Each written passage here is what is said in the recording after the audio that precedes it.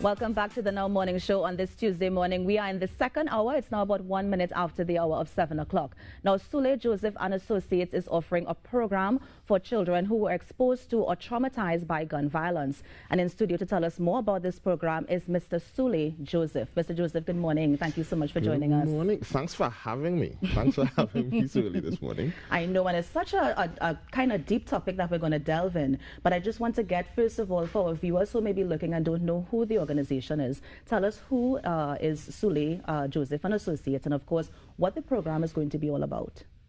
Okay, so, well, I am Sule. Of course. Right? My name is Sule Joseph, and I have some young professionals who also work along with me, and of course, those are the associates. So, it's Sule Joseph and Associates, and we are a therapeutic firm. We do therapy, counseling, marital, child therapy, psychological assessments, things like assessments for FUL, firearm license, and so on. Educational ed psychs, what we call educational psychological assessments. Usually those are the assessments for children who would want concessions for SEA or CXC, those type of psychological assessments we do as well. Workshops and training as well. So actually today I'm supposed to be the featured speaker for Youth Week by the Youth Ministry. Right. So I'm supposed to be the featured speaker, yay. Right, today. So we do those things as well. Nice. And the program that you're offering now, tell me what is going to be featured in the program, and of course, why now? Okay. Oh, okay. So this program really is supposed to be targeted to children, and when we say children, of course, you have to be under 18 to be considered a child, right? Of course. So it's targeted between 7 to 17, ages 7 to 17, and children who would have been exposed to gun violence. Those would be children who would have witnessed murders, probably have a family member, heard a family member being murdered, have a family member who was murdered or executed by gun violence. Those are the children who we are targeting. What we found through research, that type of trauma heavily negatively impacts upon a child's psyche. Those children tend to be the ones who kind of fall by the wayside, who get themselves involved into criminal activity and so on, who end up in the cycle of gun violence. Those tend to be those type of children that get involved in that. And this program is geared towards trying to treat with that trauma and trying to break that cycle. Of course. Now you label it as a trauma intervention program. So what sorts of intervention are you going to be offering these children? Okay. So ideally what we're looking at is that we want to partner with members of the community and come in on specific days. Sundays are what we're looking at right now because it's a free program. And so we're looking at coming in on a Sunday and running trauma intervention, which would include, of course, counseling, group work, that sort of thing, to try to help as much as we can de-escalate the impact of the trauma on these children. Right? And of course, because trauma has long-term implications, what we don't realize is that when we get traumatized, if we understand what trauma is, trauma actually changes your brain chemistry and how your brain works and how you process information. Now, when you say long-lasting effects, can we get into some of those long-lasting effects? So, for example, you would have mentioned they themselves might also go into a life of crime. But what other sorts of long-lasting effects can we see, and maybe even symptoms that we can spot that maybe this child has been traumatized and maybe they need some sort of assistance? Okay. Well, to answer that question, let me backtrack a little bit. Let me give a brief definition and an understanding of what trauma is. So trauma can be categorized basically in two ways. Trauma is either too much of something in a short space of time, or too little of something over a long space of time. And I know it's difficult to understand that too little part, but if you think of perhaps love of a parent and getting too little love from a parent over a long space of time, that could be traumatic. And that could definitely impact who you are as a person and how you operate and function with others. Too much in a short space of time would be something like maybe a sudden death of a loved one. That's too much for your brain to process in a short space of time, and that can be traumatic. So if you view trauma in those two very specific ways, there can be very long-lasting implications to trauma, depending on which one you're exposed to. Correct. So, for example, if you had, and people joke about it all the time, did you not get love as a child? You know, that sort of thing. So if you have a child who has, and because, of course, because of gun violence, they may have lost one or both parents, yes. and so they don't have that love from their guardians. What sort of long-lasting effects can we see in this child if you don't have groups like yours doing this sort of trauma intervention? Well, what you can find, and I know we do make jokes about it, but it's a very real thing. It is. And so, how do you reciprocate love if it was never shown to you? You know, I know that some of us say that, you know, love is an organic thing and you're born knowing how to love and so on. But reciprocating and showing love is something that you have to learn. You're taught to do that, and you learn it through modeling behaviors and so on. If you don't get that, if you don't have it, then it's difficult for you to show it. So you may find somebody who, you may be in a relationship with somebody and they don't know how to reciprocate love or show you love, because it's not that they don't feel it, but they just don't know how to show it because of that trauma. Or you may have somebody, if they have that short-term trauma, that trauma has too much in a short space of time, they may shut down. You may have somebody who may the entire personality changes because of this short-term trauma, depression, anxiety, something we call hypervigilance. So if you get robbed at gunpoint, for example, you may decide you're never passing on the street ever again. And every time you pass by the street or you hear about a robbery, you relive the trauma of the robbery, right? Those are some of the things. So you might have nightmares. You might have difficulty sleeping. You maybe get up in the night, checking your doors and windows constantly. Just to ensure that you're safe. Correct. Of course. Yes. And so I know I'm going too far out of the program, but one more question, allow me, please. The toxic relationships that we're seeing, right? People are touting it as toxic relationships, and it's almost like a trend. Is that some sort of symptom to what people may have experienced when they were younger? Yes. So some of that may be very much so linked to traumatic events in childhood or in teen years and so on. And those traumas were not dealt with. They won't, you didn't go and seek help. You didn't recognize that they were traumas and so on. And they've become now parts of your personality and your functioning. And now you are now taking that trauma and going into relationships with others and traumatizing them. Yes. So now you have a traumatic relationship. And when you leave that relationship, the person who has now been traumatized goes to a new relationship and traumatizes that person. So we just out here just traumatizing everybody. And this is why your type of intervention at this point works, is to curb those instances of trauma. Hopefully. Now, hopefully. Yes. Now, I know that you said you wanted to partner with, let's say, the MPs and the councillors in the area. Are there specific districts or constituencies that you have targeted? Well, let me be open and honest about this. This conversation and the idea was floating about until I received some communication from Adrian Leons, the MP for Laventille East. Yes. It's East, yeah, Laventille East. Mover. And we had a conversation, and I believed that there was a shooting in his area, and it was not, let's label it a criminal type shooting, but it was shooting by law enforcement. Police involved. Yes. They were shooting by law enforcement, and there were witnesses, and children witnessed the shooting. And those children were having difficulty sleeping. They were having difficulty every time they heard sirens and so on from police, and that's a regular occurrence in the area. That was a clear trauma. They were traumatized by the incident and so on. And so we were discussing doing an intervention and putting together a program. And of course, in these areas that are high need areas, or areas that need love, more love than most, we felt that it must be free, so persons can access it. So what I did is I went about starting an internship for persons so qualified to come on board and do interventions of trauma to work with these children, so that we can at least, as I'm saying, save Trinidad one child at a time, right? Stop these traumatic relationships and so on, and hopefully put a dent into some of the traumatic behaviors that we're seeing as adults right now. Of course. Now, I know that Vision on a Mission, they have a similar program where they're also targeting families of, not necessarily gun violence, but families of, let's say, relatives who would have been incarcerated. How is this sort of different or similar to what they are doing? Well, I'm not 100% familiar with everything to do with that program, but I would believe that there would be some levels of trauma if you have a loved one who is incarcerated, especially if you are a child of that loved one. That could be traumatic, right? And what you might tend to see is instead one of two things. Either the child may clam up and not talk about the parent at all, or they may now try to to use that and make it positive as now this is a thing to aspire to.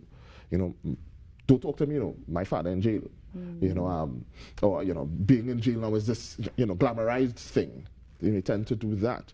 Either way, that can be something that is traumatic. So I can see how that can be traumatic, and working with those families can be a form of intervention in some traumatic manner, yes. Of course.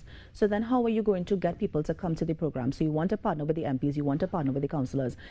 Is it that you're going to go on programs like this or a social media drive, or how are you going to identify those who need the trauma intervention? Right. So the first step is through informing the public. So coming on programs like this and so on is to let persons know that these things are available. We're asking that persons reach out to their counsellors, their MPs, those persons, large community groups, because those community groups are who we were willing to partner with. They are the ones who could identify, yes, we know these children have been going through issues for however long. We can get this community center, we can get these resources. Because remember, we want the program to be free. And what we are providing at Sule Joseph and Associates, we are providing the trained skill. And we want to partner with other persons, even corporate children, if they're willing to come on board and do their part, and provide resources so that we can provide our skill. Right. And then what is the end game? So the person or the child comes into the program, what is the next step after that? So the idea is we'll be using different therapeutic strategies. Right? There's one called brief solution focus, which allows us to work with persons who are traumatized in a shorter space of time. And what we will do as much as possible is try to reduce trauma as much as possible during that space. And by the end of the program, at least be able to identify which children may need a lot more work and what resources might be available to them, right, for free. Because I was just about to say, after they go through this program, they may be able to feel better about themselves and identify the trauma. Right. But for most of them, they are going back into that situation. Yes. So how are they going to be able to cope with that? Yes. So a big part of the program, so identifying trauma is just one step. Yeah. Because the average person on the street could say, yeah, see that person there, they went through some stuff, they're traumatized, yeah. Right? So identifying is one step. But one of the things we would want to do in the program is also equip them with coping skills. Because yes, they have to re-enter the environment of the trauma. And usually when we talk about trauma, we talk about three types of trauma: acute trauma, chronic trauma, and complex trauma. And the children who we'll be dealing with most likely will be dealing with complex trauma. And complex trauma generally is you're returning to the environment. There's more than one trauma incident, and you're returning to the environment where that occurs frequently. Yeah. So now we are talking about not just dealing with that one incident, but preparing them equipping them with skills to go back into an environment that will continuously be traumatic. And in terms of the children, because I know you said 7 to 17, yes, is it that they will need their parental permission to enter these programs? Oh yes, you're underage. Once they're underage, of course, they'll need parental permission to attend. We would also want a commitment for the program, so that if it runs, let's say 4 sessions, 5 sessions, however long it runs, we need the persons to commit to coming to it. Because you start it, which means we open the box in which you have closed maybe to deal with the trauma, and then you have to come back for us to close the box and deal with the things. Then what can possibly happen is you can feel a greater sense of anxiety or some of these more symptoms of trauma as opposed to feeling healed. Mm-hmm. And how are you going to deal with, let's say, for example, if there's pushbacks? I know you mentioned earlier that you may want the program to be on Sundays, yeah? Yes. So if the program is on Sundays and this parent is like, listen, my child has schoolwork to do, my child has things to do, I don't think this program is going to be beneficial to them. How do you deal with that sort of pushback? Well, education would be the best tool in that fight. Educating parents and helping them understand why addressing these traumas now is such a critical thing. It's like this misnomer that parents have when exams coming around. You need to stop all sporting activity and focus on the exams. That's crazy, because in actuality, the more physical activity you get into, is the more that the networks in your brain open up, and the more that you actually, what research has showed is the more that you retain information. So what you actually want to do around that time is to get them doing physical activities, not stopping all physical activity because you need to focus on work, right? So education is the tool that we'd use to work with parents, have them understand why this is critical, Because a child could know all the information, go on an exam and totally freak out, you know. Yeah, you spaz out. You have a breakdown, a traumatic breakdown during an exam. So if you don't have the tools to deal with that, I think everything else kind of falls, you know, by the wayside of that. And while you are dealing with the children, because I know you said they may be going back to that traumatic environment, and I know you can't do everything, your association can't do everything, but is there any sort of programs maybe in the future for parents who also have that sort of trauma that they even pass on to their children? I'm not aware of all the programs. I know that Ministry of Education through Student Support, they run parenting programs. I know Ministry of Social Development runs social programs, parenting programs. Of course, yes. If they are specific to trauma, I don't know, I can't say. But one of the things that I found was that we do have some parenting programs. The parents who necessarily need to attend these programs to receive the skills don't come. So the parents who have some of these skills are the ones who tend to come, or the ones who are willing, you know, those tend to come, but the ones who actually need it, we found that, you know, generally those are ones who harder to get to come to these programs, right? But this program in specific is really specific and engineered specifically for children, and specifically, and specifically for children who would be impacted by gun violence, primarily because we've seen spike in a lot of gun violence. There was this girl, a young girl in Superior who would have witnessed her father being murdered in front of her. In front of her, she went scampering and running in, you know, in all sorts of directions. Could you imagine the kind of traumatic experience that is for a 7-year-old girl to witness your parent being murdered in front of you? It is crazy. In terms of the cost you mentioned, it's free. It's free. When is the program beginning? So what we are actually starting with Mr. Leon's constituency. We don't have an exact start date, so I'm hoping to start before September. All right, we don't have an exact start date yet. We're just waiting on all of the resources and persons to coalesce, I suppose. Right? Yes. And as soon as that occurs, we will be off and running. I do want to thank, though, we put out a flyer and an ad for interns, for persons so qualified with master's degree in counseling and very specific requirements, certain GPA and so on, or persons in their final year, very specific requirements. And we got an overwhelming response of our applicants willing to come on board to do it for free, right, for the experience and so on. So thank you to everybody who's applied. We're going through all the applications now, and we'll have to do interviews because there's so many people and we can't take everybody, right? So thanks to everybody who's applied. Thank you to everybody who continues to support. And we can reach persons at home could feel to reach out on social media. If you want to assist, you can help. There are ways. Find out how you can. Just reach out to us on social media. You can reach out on our social media page, SuleJoseph.associates, at Instagram or on Facebook, and shoot us a message. Find out how you can help. If you want to donate something, case of water maybe, I don't know. Find out how you're open to it, is what you're saying. We are open to it. And one more question. How long is the program supposed to run? Like, is there a time, let's say like a 6-week or an 8-week plan that you're putting together for these children? Essentially, the program will run about 4 weeks. 4 weeks. It'll be basically 4 days. It'll run on a Sunday. It'll be about an hour and a half, and it will run for about 4 Sundays. Essentially, what we'll be doing, I don't want to sell out all the information now, but basically we'll do some techniques, things like unblocking. So basically, if you have a trauma that has occurred and you try to wall up the trauma, you don't want to deal with it. So we have this habit in Trinidad where we try to ignore everything. We shelve it. We put it on the back of us. We go out on Lime and have a good time and take some drinks and try to forget it. Even parents would encourage you, boy, forget that, move on from that, right? And what we're trying to do is to unblock that first, recognize that we have trauma, deal with those traumas, and then teach skills to cope with this trauma and future traumas. Of course. And then, of course, if there's additional assistance needed, you would guide them as to where they can go to deal with that. Yes. So we liaise with them and the other agencies to see how best they can get further assistance at the end of the program. Nice. Mr. Joseph, thank you so much for coming in and sharing about the program. I know that you got an overwhelming response with the application, so let's hope the same is true for children who will come to you to get that sort of intervention. So thank you so much. From your lips to God's ears. Thank you. Thanks for having me.